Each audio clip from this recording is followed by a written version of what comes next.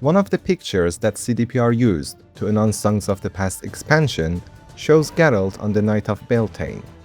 We know Beltane will play some part in the upcoming DLC, which we are all excited about.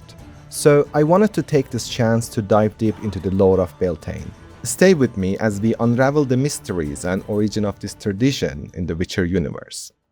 What if there was one night in the Witcher world when destiny, love, magic, and ancient tradition all came together? A night when entire villages danced around bonfires until dawn. A night when lovers found each other in darkness and new relationships began. That, my friends, is Beltane, also called May Day, May Night, or Blossoming. It takes place on the night between April 30th and May 1st. It marks the arrival of spring and coming of summer.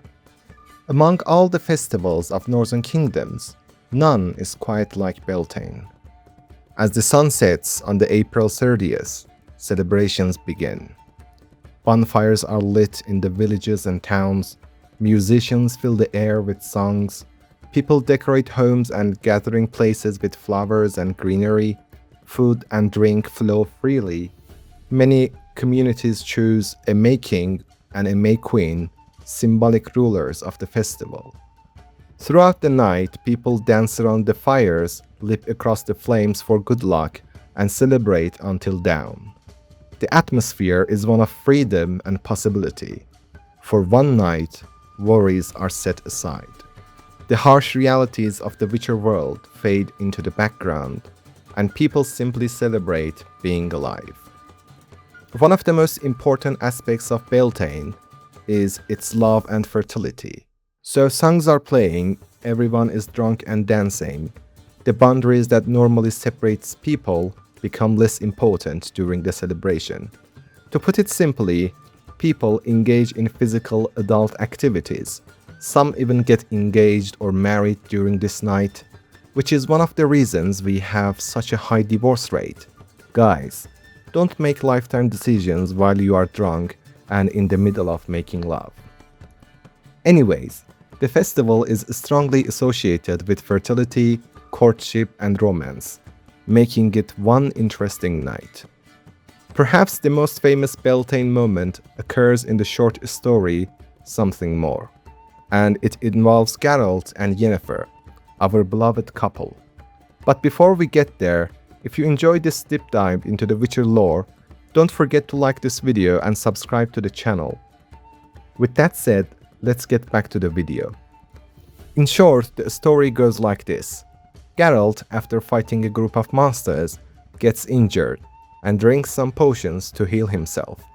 As a result, he has some flashbacks into the past, and one of the flashbacks is the story of Beltane and Yennefer.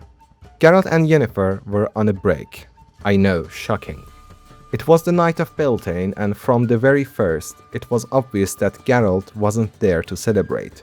In fact, he did his best to avoid it, but with no success. Geralt has some funny interactions here.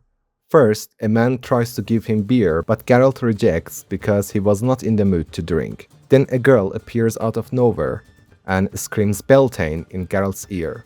She pulls him by the sleeve. Geralt lets her spin him in the dance and whirls around, nimbly avoiding the other couples. Then another girl approaches Geralt and presses herself against him. She is not Geralt's type, but in his head, Geralt thinks, why not? On a night like this, after all, it means nothing. The bonfire lit up, the girl sees Geralt's witcher eyes and gets startled, and slowly walks away. I guess none of them were each other's type. And then Geralt spots her, Yennefer, with a young guy. After all, she stood out in peasant crowd.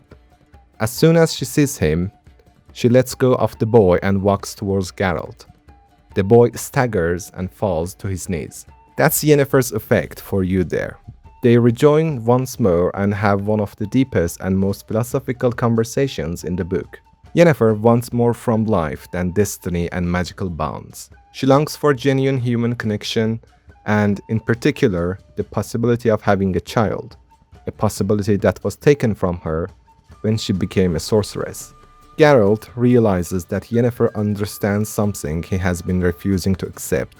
Destiny by itself is not enough. I encourage you guys to go and read the story for yourself, if you haven't already. It's one of the most important and beautiful chapters in the entire book. Beltane is also linked to Yennefer in another important way. According to the lore from The Last Wish, Yennefer was born on Beltane. One of the most charming Beltane traditions is search for legendary fern flower. On Beltane night, young men and women venture into forests looking for this mythical blossom, said to bring extraordinary fortune to whoever finds it. Of course, no one ever actually finds the flower, but many couples return from the woods having discovered something else instead. Love. And perhaps that's the point. In true Beltane fashion, the journey matters far more than prize.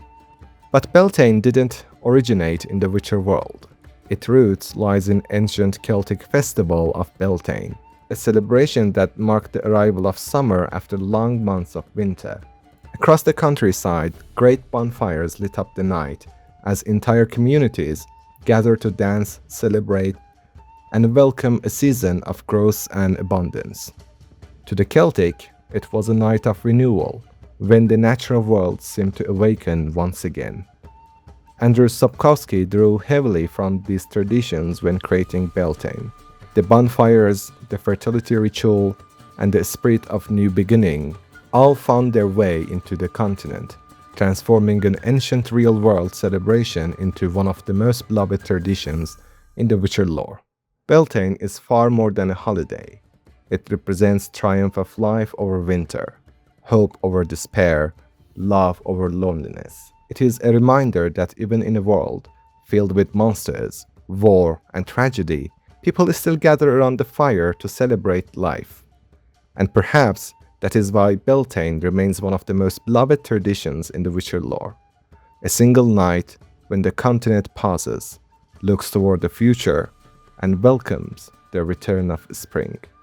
Thank you for watching this video, and let me know in the comments which Witcher tradition or legend you'd like me to explore next.